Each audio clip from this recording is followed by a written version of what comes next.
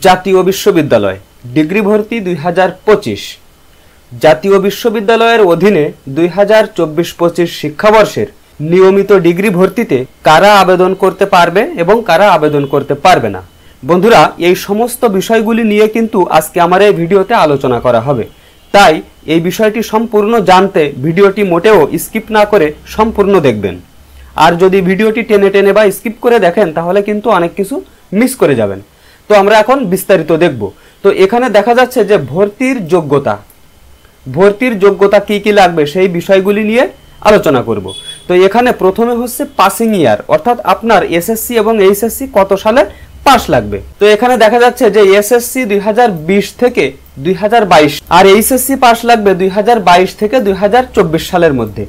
তাহলে দেখা যাচ্ছে যে আপনি এসএসসি এবং এইচএসসি 2020 থেকে 2024 এর মধ্যে যদি পাস করে থাকেন তাহলে আপনি জাতীয় বিশ্ববিদ্যালয়ের অধীনে 2025 সালের ডিগ্রি ভর্তির জন্য আবেদন করতে পারবেন রেগুলার স্টুডেন্ট হিসাবে। তারপরে যেটি দেখা যাচ্ছে সেটি হচ্ছে যে প্রাপ্ত পয়েন্ট, অর্থাৎ আপনার এসএসসি তে কত পয়েন্ট লাগবে, এইচএসসি তে কত পয়েন্ট লাগবে সেই বিষয়টি নিয়ে এখন আলোচনা করব। তো এখানে দেখা যাচ্ছে এসএসসি সর্বনিম্ন 2 পয়েন্ট পেতে হবে, আপনার এসএসসি তে সর্বনিম্ন 2 পয়েন্ট পেতে হবে এবং এইচএসসি তেও সর্বনিম্ন 2 পয়েন্ট পেতে হবে। তাহলে এখান থেকে আমরা সিদ্ধান্ত নিলাম যে আপনি যদি এসএসসি এবং এইচএসসি 2020 থেকে 2024 সালের মধ্যে পাশ করে থাকেন এবং আপনার এসএসসি এবং এইচএসসির প্রাপ্ত নম্বর বা পয়েন্ট যদি আলাদা আলাদাভাবে 2 পয়েন্ট করে হয় তাহলে কিন্তু আপনি জাতীয় বিশ্ববিদ্যালয়ের অধীনে রেগুলার ডিগ্রিতে ভর্তির জন্য আবেদন করতে পারবেন।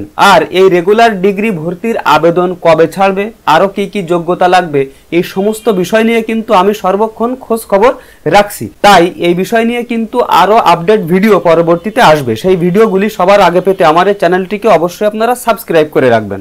আমার এই ভিডিওর কোনো অংশ যদি আপনাদের বুঝতে কোনো সমস্যা হয় বা আপনাদের কোনো রকম কোনো প্রশ্ন থেকে থাকে তাহলে আমার ভিডিওর নিচে কমেন্ট করবেন। আমি যত দ্রুত সম্ভব আপনাদের কমেন্টগুলোর উত্তর দেওয়ার চেষ্টা করব ইনশাআল্লাহ। তো আজকের ভিডিও এই পর্যন্তই। পরবর্তীতে আরো সুন্দর সুন্দর আপডেট সহ ভিডিও নিয়ে আসার প্রত্যাশায় আজকের মতো এখানেই বিদায়। আল্লাহ হাফেজ।